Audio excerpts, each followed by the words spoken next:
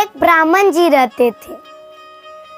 ब्राह्मण जी को बचपन से ही भागवत जी पढ़ने का बहुत शौक था, तो वो भागवत जी पढ़ते थे बचपन से ही। तो घर वाले कहते थे कि कुछ तो काम करता है नहीं, वो बड़े हो गए थे, तो घर वाले कहते थे कुछ काम तो करता है नहीं, कुछ काम धंधा करता ही नहीं है, सिर्फ ये किताब लेकर बैठा रहता है, किताब को पढ़ता रहता है। तो ब्राह्मण देव जी कहते हैं इसे किताब ना कहिए, इसे पोथी ना कहिए, इसे पुराण ना कहिए, ये तो साक्षात प्रभु श्री कृष्ण है, ये तो साक्षात प्रभु श्री कृष्ण है। और वो रोज भागवत जी को पढ़ते थे, भागवत जी का पाठ करते थे।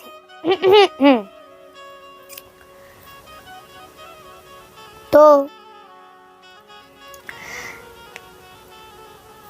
उनके माता पिता ने कहा कि इसका ब्याह करा देते हैं, तभी इसकी अकल ठिकाने आएगी।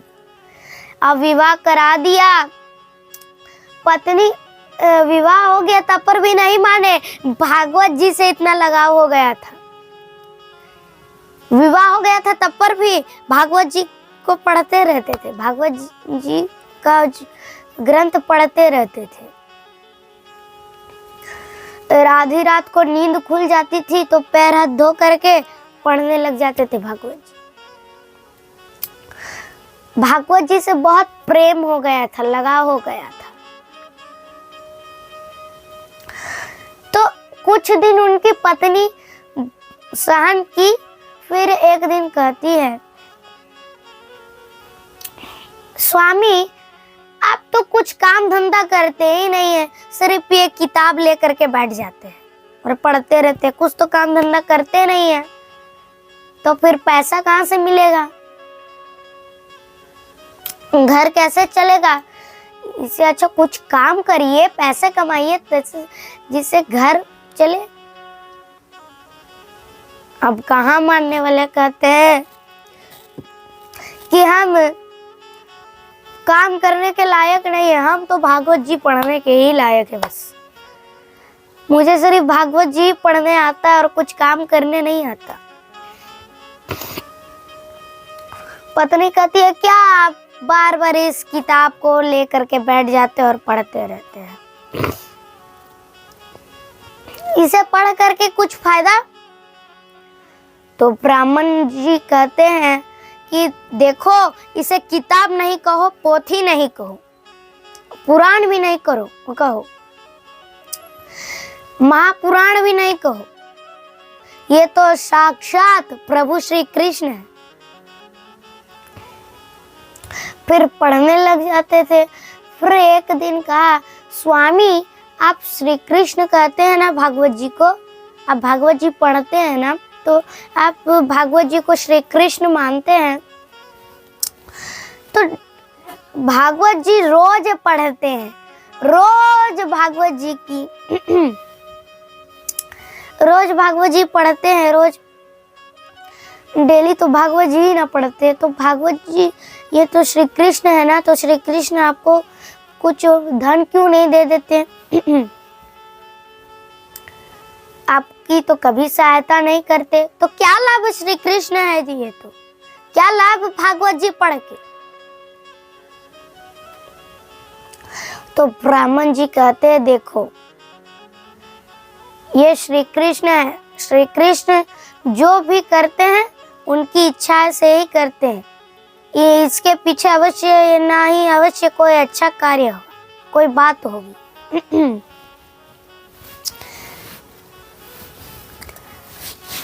तो अब पत्नी परेशान हो गई थी, वो कहती है स्वामी आप एक काम कीजिए, आपको भागवत जी पढ़ना है तो इस घर से निकल जाइए, नहीं तो घर में रहना है तो इस किताब को पढ़ना बंद कीजिए, तो और जाके कुछ काम करिए, इस किताब को छोड़िए, इस किताब को पढ़ने से कोई फायदा नहीं। तो ब्राह्मण देव जी गुस्सा में हो जाते हैं,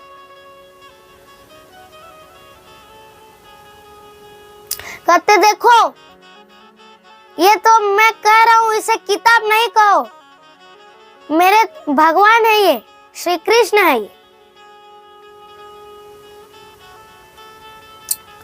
एक दिन ब्राह्मण देव जी के घर में बहुत सारे संत आए, 12 संत थे। तो संत पहले के टाइम में संत जो थे ना वो कुछ बोलते नहीं थे, डायरेक्ट आ जाते थे और कहते थे कि भोजन का व्यवस्था करो। 12 संत थे और 12 संतों के लिए संतों ने कहा हम 12 संत हैं, हम लोगों के लिए भोजन की व्यवस्था करो।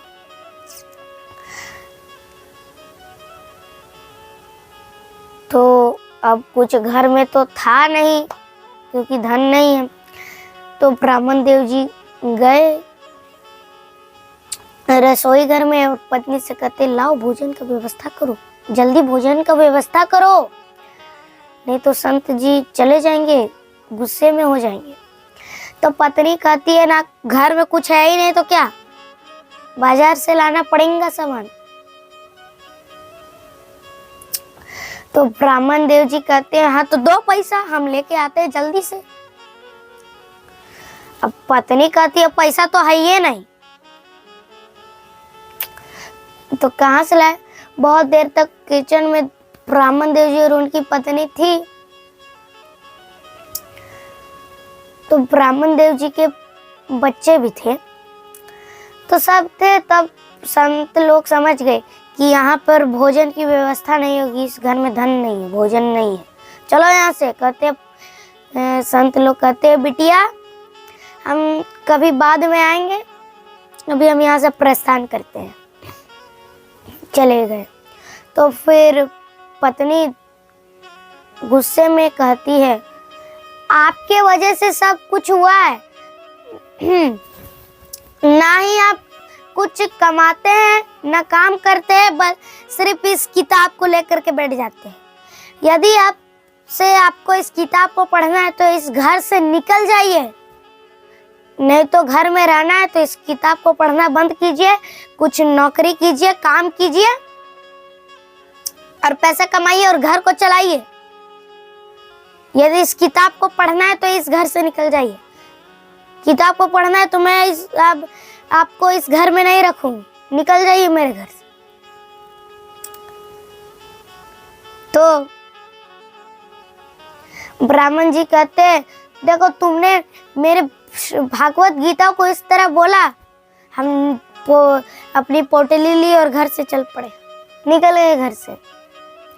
और रास्ते में सोचते हैं कि मुझे कुछ बोल देता, मुझे गाली तक दे देती, मुझे डांट देती, मुझे मार देती, लेकिन मेरे भगवान को, श्री कृष्ण को, मेरे भागवत गीता को इस तरह बोल दिया। अब गंगा जी के तट पर जा करके बैठे और भागवत जी पढ़ने लगे। ये सब दृश्य वैकुंठ में लेटे लेटे भगवान देख रहे। तो भगवान ने एक छोटे से बालक का रूप लिया, छोटे से बालक का, और माथे पर बड़ी सी टोकरी में बहुत सारे स्वर्ण, सोने, स्वर्ण, चांदी, जेवरात ले करके चल पड़े ब्राह्मण जी की घर की ओर। और दरवाजा खटखटाया, पत्नी दरवाजा खोली, नन्हे से बालक थे, टोकरी लिए हुए हैं बड़ा सा, उसमें स्वर्ण, चांदी, जेवरात है। तो देखिए जो भगवान के प्रिय भक्त होते हैं, भगवान उन्हें तो अपने शरण में ही न रखते। भगवान तो उनके साथ कितना भी गलत हो, लेकिन भगवान उनके साथ कभी गलत नहीं होने देते।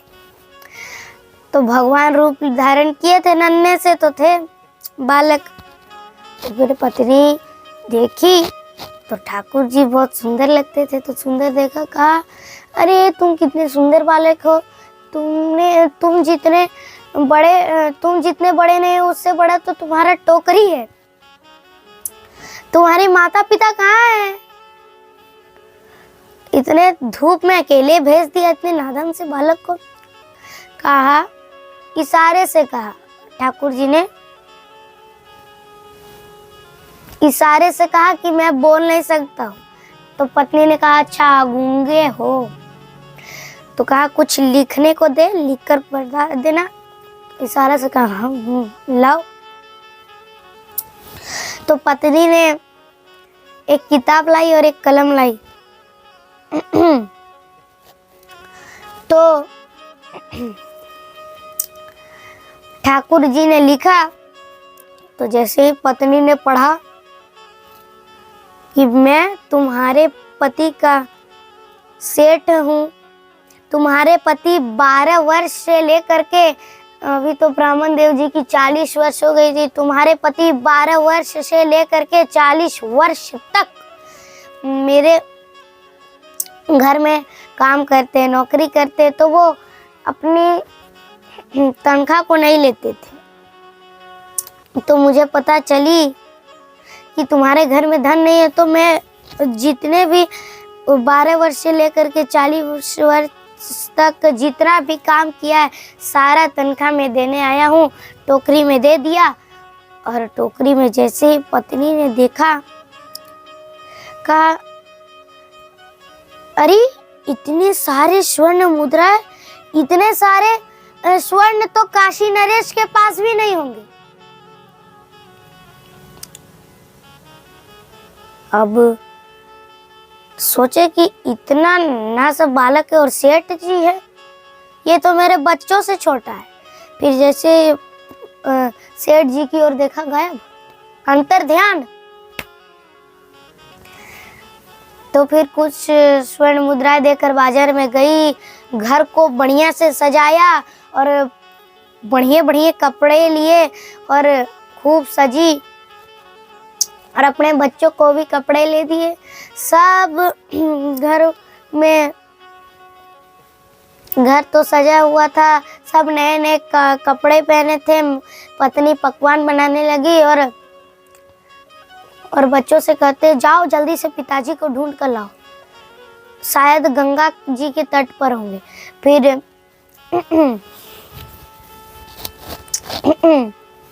फिर जब बच्चे गए गंगा जी के तट पर, तब देखा बच्चों ने कि अरे पिताजी तो भागवत जी पढ़ रहे हैं। तो पिताजी को कहा, पिताजी चलिए, माँ ने आपको बुलाया है, आपके लिए पकवान बनाए हैं घर में। अब ब्राह्मण जी सोचते हैं, इसके पास तो संतों के लिए धन नहीं था और अभी पकवान बनाने का धन आ गया। पहले मुझे घर से बाहर निकाली, अब घर बुला रही है। तो भागवत जी पढ़ करके घर चल पड़े। घर गए तो देखा, अरे घर सजा हुआ है, पत्नी बच्चे पूरे अच्छे अच्छे कपड़े पहने। तो सोचा कि अच्छा गलत घर में आ गए, चलो उस घर में गए। तो पत्नी ने कहा, अरे नहीं यही घर है। तो ब्राह्मण जी ने कहा, अरे तो घर इतना नया हो गया, तुम लोग इतने नए कपड़े पहने हो, बच्चे भी इतने नए कपड़े पहने, इतना पैसा कहाँ से आ गया? तो दिखाया, कहा कि आपके नौकरी के बारे में सब भांडा फूट गया है, सब पता चल गया है। आपके सेठ जी आए थे, इतने छोटे हैं, गूंगे हैं, वही आपका तनख्वाह दे के गए थे। 12 वर्ष से 40 वर्ष तक तो तनख्वाह नहीं लिए। दिखाया स्वर्ण जेवर। कहा, अरे ये कहाँ से चोरी करके लाई हो? कहा, चोरी नहीं किया है, तुम्हारे सेठ ही तो लाए। सारी बात बताई। तब ब्राह्मण जी को समझ में आ गया कि ये अवश्य ठाकुर जी थे। तो कहाँ गए वो सेठ जी? पता? तो कहा, नहीं पता, मैंने देखा तो गायब हो गए, अंतर्ध्यान हो गए। तो कहा, अरे वो केवल मेरे सेठ ही नहीं, वो पूरे विश्व के सेठ थे, वो स्वयं ठाकुर जी आए थे। तुम कहती थी ना ठाकुर जी कुछ नहीं करेंगे, इस किताब को पढ़ने से ये किताब नहीं बोला था ना, ये साक्षात प्रभु श्री कृष्ण है। प्रभु श्री कृष्ण आए थे। ये बात सुनकर पत्नी को विश्वास नहीं हुआ, ठाकुर जी को प्रणाम किया। तो इस कहानी से हमें क्या सीख मिलती है कि हमें भक्ति करनी चाहिए। यदि आपको कोई भी कितना भी ताना मारे, जैसे ब्राह्मण जी की पत्नी ने, घर वाले ने ताना मारा था ना, लेकिन ब्राह्मण जी ने अपना धर्म नहीं छोड़ा, वो घर से चले गए, लेकिन भागवत जी को नहीं छोड़ा, भागवत जी पढ़ते रहे। इसलिए कोई भी ताना मारे, लेकिन भगवान की भक्ति करना नहीं छोड़ना। राधे राधे।